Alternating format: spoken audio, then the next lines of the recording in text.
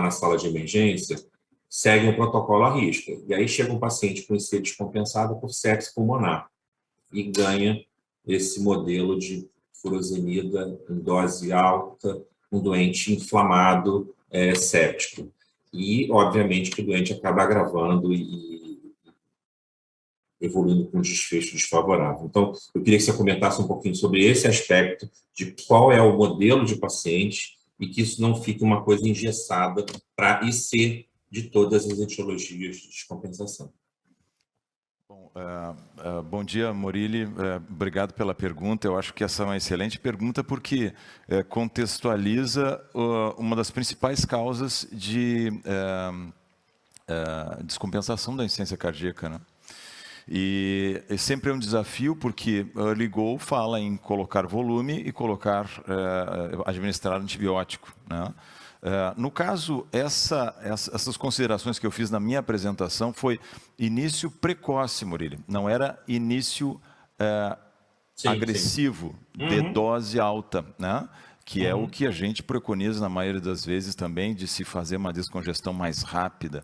Mas é óbvio que nesses casos, onde o paciente tem infecção associada e principalmente descompensando a insuficiência cardíaca, a gente tem que respeitar um pouco mais alguns parâmetros e enxergar esse paciente talvez com uma síndrome clínica principal dele, que seja a sepse. Então, assim, aquilo que eu sempre falo, qual é a síndrome clínica principal? É insuficiência cardíaca, é sepse, ou eventualmente uma arritmia, ou eventualmente uma cardiopatia isquêmica aguda.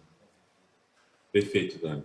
Eu acho que esse aspecto é super relevante, porque os colegas não especialistas, eles têm lá, o doente tem dispneia, tem edema, tem congestão pulmonar, é IC. E aí entra no pacote. Então, acho que é fundamental que tenha esse tipo de atenção.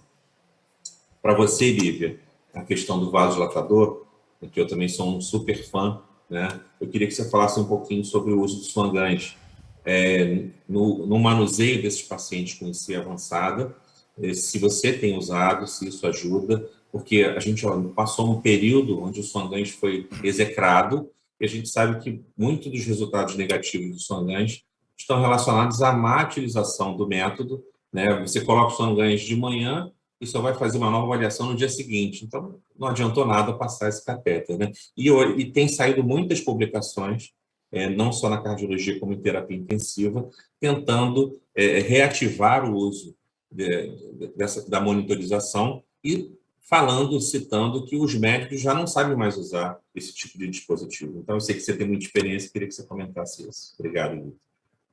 Obrigada, Ricardo. Então, sem dúvida, esse é um ponto super importante, assim, no manejo, né, da IC descompensada e a gente realmente, né, revisando até a literatura, até para preparar a aula, a gente percebe e se dá conta que todos esses estudos, né, que avaliaram, por exemplo, estratégias, né, de tratamento vasodilatadores, todos eles utilizaram Swan-Ganz, né, e os pacientes estavam todos com o Swan-Ganz, enfim, então a gente realmente entende que, né, o Swan-Ganz ele pode ter um benefício. Agora, né, felizmente, assim, né, ressurgindo de uma maneira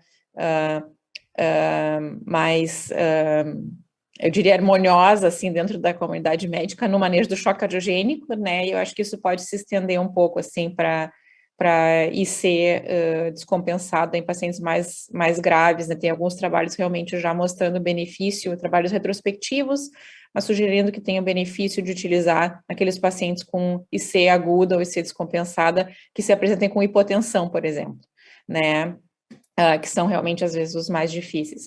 Mas, na verdade, a gente acaba não utilizando para todos os pacientes, né, a gente sabe que a gente tem, né, pacientes que a gente pode lançar mão, assim, da avaliação clínica e que, às vezes, né, prestar atenção em alguns detalhes, não só, né, na perfusão do paciente, né, mas nessa pressão arterial está adequada, mas realmente, assim, se o paciente está evoluindo com perda de função renal, comparando a função renal anterior, se ele está com alguma depressão do sensório, ou, né, às vezes não é nem um delírio ou uma obnubilação, mas a gente vê que o paciente realmente está mais hipoativo, pode ser um sinal de baixo débito, olhar a pressão, né, em si, não só a pressão sistólica ou a pressão arterial média, mas a pressão de pulso, às vezes pode dar muita informação, né, se a pressão a gente diz é pinçada, né, esse paciente a tendência é que a resistência realmente esteja mais alta, e eventualmente começar o tratamento, né, seja com vasodilatador ou com inotrópico,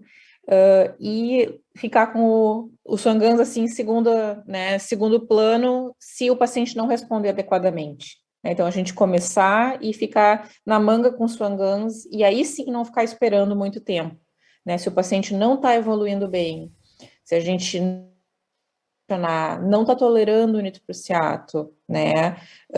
A gente não ficar esperando muitos dias, para daí colocar o Swan-Ganz uma semana depois, né? Então, a gente tem usado, assim, não, digamos, em todos os pacientes, mas de uma maneira um pouco mais agressiva, principalmente se o paciente não está respondendo como a gente gostaria.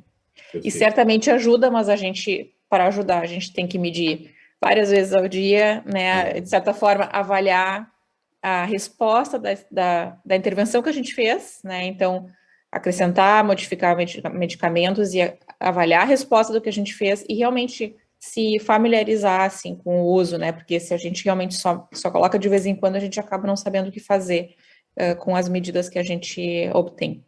Perfeito, Lívia. E para você, Carlos, você abordou desde os medicamentos ao suporte circulatório mecânico, né? A gente sabe que são doentes mais graves, pacientes em estágio B. Eu queria que você comentasse um pouquinho, para fechar, quando que você define que esse paciente é um paciente sem perspectiva e você foca nos cuidados de fim de vida e foca nos cuidados paliativos, que acho que é um aspecto fundamental. A gente que lida com IC avançada, a gente tem muitos pacientes, infelizmente, nessa fase, né? Então, quando é que você já começa a pensar nisso e abordar o paciente, os familiares e a própria equipe? Eu acho que a gente tem uma grande dificuldade também com a equipe do entorno, não a equipe da IC, mas a equipe do entorno. Está sem som, Carlos. Oi. Obrigado pela pergunta, Ricardo. Eu acho que essa é uma coisa muito importante, porque realmente a gente tem muita dificuldade de lidar com isso. Nós cardiologistas, nós não somos treinados para aceitar, digamos assim, entre aspas, a derrota, né? A geriatria tem um treinamento muito mais intenso nessa parte. A gente tem que aprender um pouquinho com eles. A gente é treinado para tentar tratar e para melhorar. E quando não melhora, a gente tem um ato reflexo de sempre seguir em frente. Eu acho que a primeira coisa que a gente tem que fazer é respeitar a vontade do paciente. A gente tem que conversar com o paciente. A partir do momento que você vê que as coisas não estão andando como a gente gostaria, a gente tem que conversar com o paciente sobre as possíveis terapêuticas que estão por vir e o que é que ele topa em relação a isso. Porque tem paciente que diz que não quer fazer hemodiálise em hipótese alguma, por exemplo. A hemodiálise dele, para ele, é a morte. E se tiver uma causa mecânica, por exemplo, uma CIV pós-infarto, ele não quer abrir o peito para fazer uma cirurgia. Então, eu acho que esse é o primeiro passo. Do ponto de vista médico, eu acho que a gente tem que pensar em terminalidade quando o paciente, primeiro, ele não se enquadra em aspectos que poderiam levar o paciente a uma listagem para transplante. Tá? Eu acho que isso é um ponto. Se o paciente, por algum motivo, tem alguma contraindicação a transplante, é óbvio que a gente vai pensar em terminalidade nesses pacientes. E, como a gente diz aqui no Nordeste, a gente não pode também estar dando murro em ponta de faca.